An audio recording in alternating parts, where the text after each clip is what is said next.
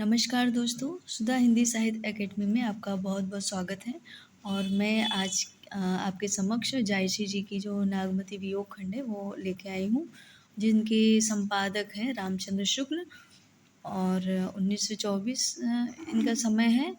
तो सूफी काव्य धारा के प्रमुख कवि मलिक मोहम्मद जायसी ने अवधी भाषा में पद्मावत नामक महाकाव्य की रचना की। इस ग्रंथ का पूर्वार्ध कल्पित और उत्तरार्ध ऐतिहासिक है। इसका 30वां खंड नागमती वियोग खंड है। जायसी ग्रंथावली संपादक रामचंद्र शुक्ल हैं नागमती वियोग खंड के और मलिक मोहम्मद जायसी भक्ति काल के कौन है? निर्गुण प्रेमाश्रय धारा के कवि थे। जायसी का जो जन्म है 1500 ईस्वी से आसपास माना जाता है और वे उत्तर प्रदेश में जायस स्थान में रहने वाले थे, स्थान के रहने वाले थे और उन्होंने स्वयं इस दोहे में कहा है कि जायस नगर मोर अस्थानु नगरक का नाम आदि उदयानु तहाँ देवस दस पहुने आइए भा वैराग बहुत सुख पाऊँ। उत्तर प्रदेश के रायबरेली ज़िले में जायस नाम का एक नगर आज भी है, जिसका पुराना नाम उद्दानगर या उज्जालिक नगर बतलाया जाता है। उसी के कंचाना खुर्द नामक मोहल्ले में जायसी का जन्म स्थान बतलाया जाता है। एक स्थान पर वे कहते हैं, भा अवतार मोर नौ सदी 30 बरिख ऊपर कवि बदी। इसके आधार पर यह अनुमान लगाया जा सकता है कि उनका जो जन्म है संभवतः 1397 से 1494 के बीच हुआ होगा। 30 वर्ष की अवस्था में उन्होंने काव्य रचना शुरू किया होगा, ऐसा अनुमान लगाया जा सकता है। पिता का नाम मलिक राजे अशरफ बताया जाता है।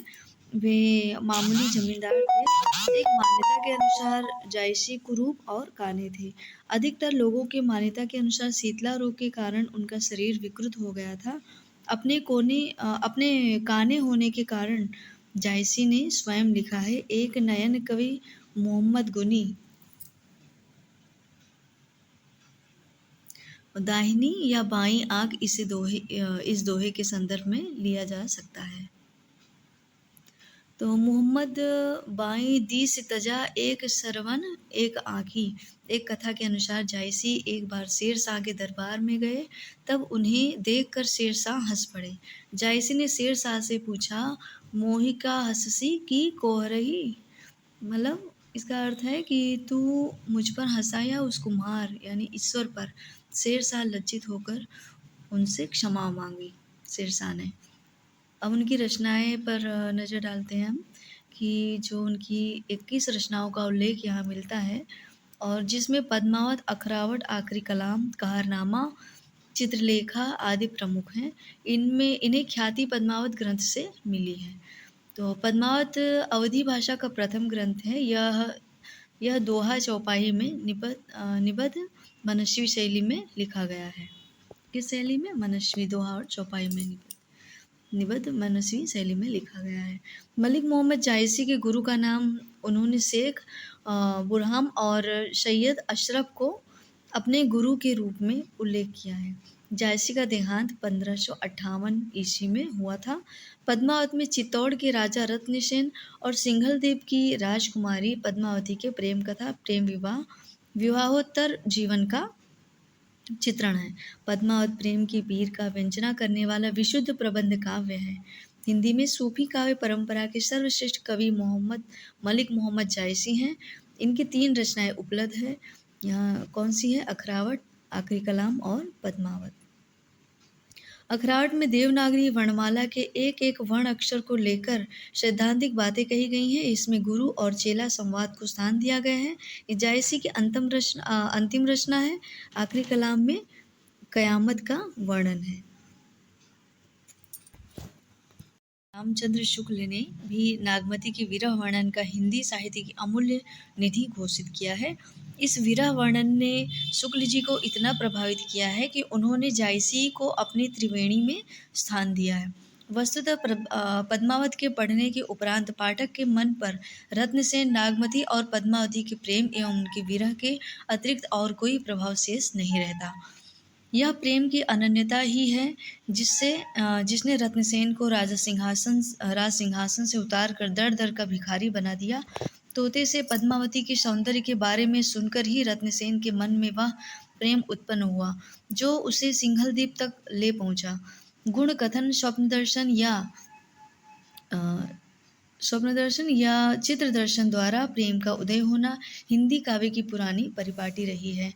पद्मावत में जायसी ने भी गुण कथन के द्वारा रत्नसेन के हृदय में पद्मावती के प्रति प्रेम का उद्भव होते दिखाया है।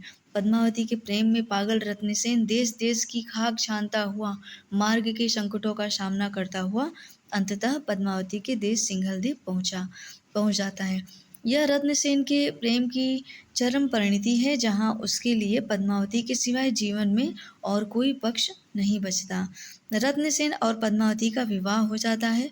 जायसी ने उनके संयोग श्रृंगार का भी चित्रण किया है, परंतु वे प्रेम के पीर की गाथा लिख रहे थे।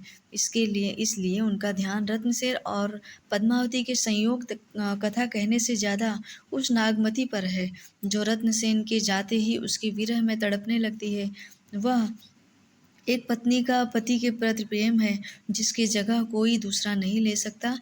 यह एक निष्ठ दाम्पत्य प्रेम है। रत्नसेन भले ही पद्मावती के लिए नागमती को छोड़कर चला गया, परंतु नागमती रत्नसेन को एक पल के लिए भी भूल नहीं पाती। वह उसका पति है, उसके जीवन का एकमात्र आश्रय है। रत्नसेन के बिना वह पूरा जीवन उसके लिए निसार है।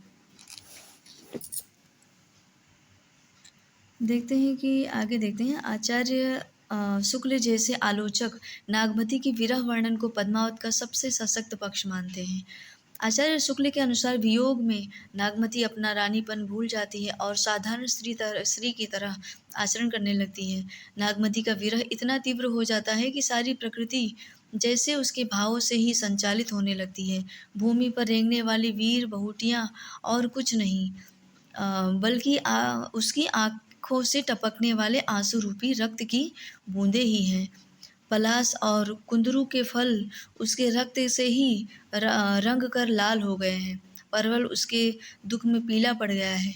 उसके दुख से ही गेहूं का हृदय फट गया है।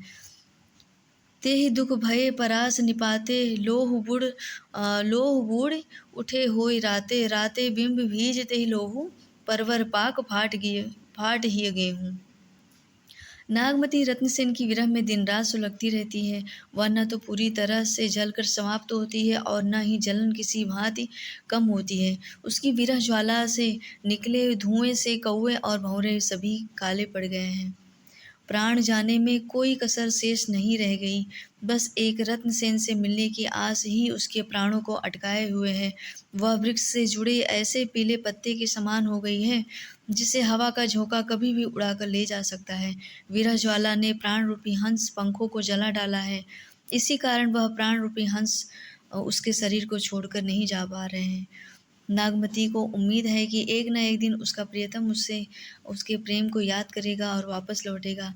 यही आशा उसके विरह के इन विषम दिनों में भी जलाए हुए है।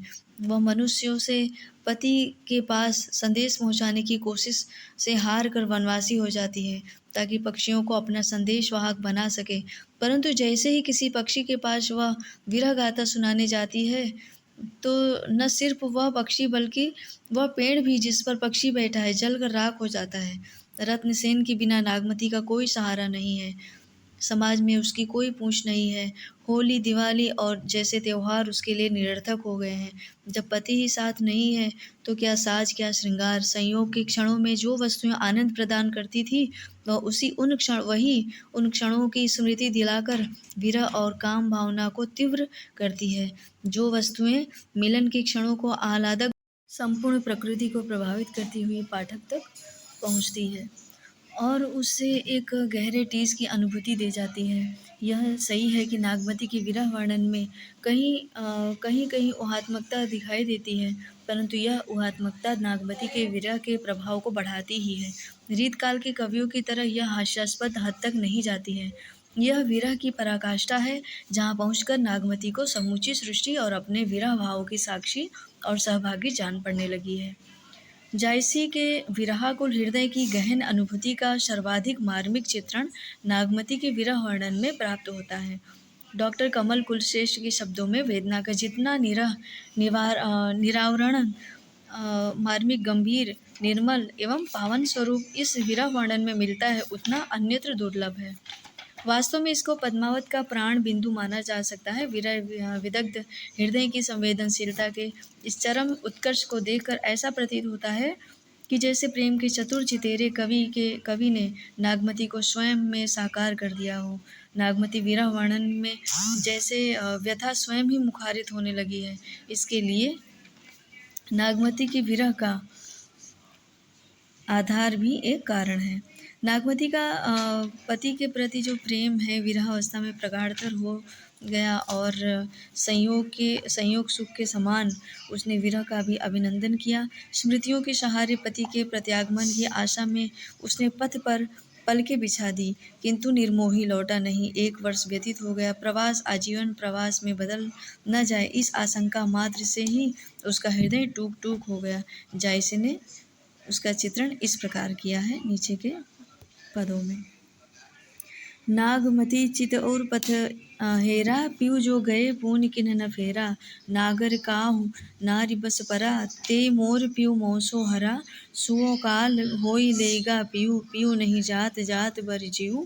भयो नारायण बावन करा, राज करत राजा बलिछरा। करन पास लीन्यो कै छंदू, विप्र रूप धरि झिलमिल इंदु। मानद भोग गोपी चंद भोगी, ले अपसवा जलंधार जोगी। तो दोस्तों अब यहाँ हम समाप्त करते हैं और फिर मैं आपके लिए कोई नई सी अच्छी सी रचना लेके आऊँगी। धन्यवाद।